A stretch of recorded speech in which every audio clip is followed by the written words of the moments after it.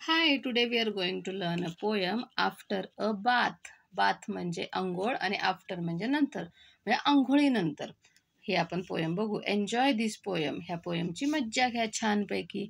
After माय bath, माझी आंघोळ झाल्यानंतर, आय ट्राय ट्राय ट्राय, मी खूप प्रयत्न करतो. कशाचा? टू वाईप माय सेल्फ, स्वतःला पुसण्याचा. Till I am dry dry dry, जोपर्यंत मी पूर्णपणे कोरडा होत नाही तोपर्यंत मी स्वतःला पुसण्याचा खूप प्रयत्न करतो. हो ना, तुम्हाला पण आठवते ना, तुम्ही आंघोळ केल्यानंतर किती वेळ पुसत असता. आई म्हणती डोकं ओलं राहील, अंग ओलं राहील, व्यवस्थित पुसून घे, असं म्हणत असते की नाही. हँड्स टू वाईप, मग काय काय पुसावं लागतं? हात पुसावे लागतात. अँड फिंगर्स, बोटांमध्ये सुद्धा पुसावं लागतं. अँड टोज, पायाची बोटे सुद्धा पुसावे लागतात. नाहीतर ह्या अंगठ्यात आणि बोटात जर पाणी राहिलं ना तर तिथे जखम होते, हा ना, आपण त्याला चिकल्या म्हणतो. म्हणून ते व्यवस्थित पुसावे लागतात.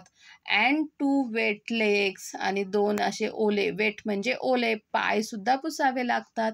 अँड अ शायनी नोज, आता नाकावरती पाणी असलं की कसं चमकतं, म्हणून त्याला शायनी नोज म्हटलेलं आहे. तर हे सर्व मला पुसावं लागतं. पण तुम्हाला पण कंटाळा येतो की नाही एवढं सगळं पुसापुशी करण्याचा, हो की नाही? तुम्ही कंटाळत असताना सगळं अंग पुसून घ्या, याला त्याला. तसाच हा मुलगा सुद्धा कंटाळतो आणि म्हणतो, just think how much less time I would take. इथे आय डॅश हा ॲपॉस्ट्रॉफी आणि डी आहे की नाही, त्याचा उच्चार होतो आय वूड.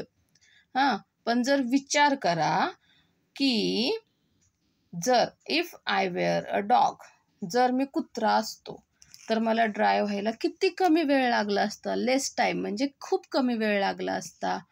अँड कुड शेक शेक शेक, कशामुळे कमी वेळ लागला असता? कुत्रा कसा अंग कोरडा करतो तुम्ही बघितलंय का? कुत्रा जर कधी भिजला तर तो असं स्वतःचं डोकं हलवतो, स्वतःचं अंग हलवत असतो, हो ना, आणि तसं अंग हलवून हलवून तो कोरडा होत असतो.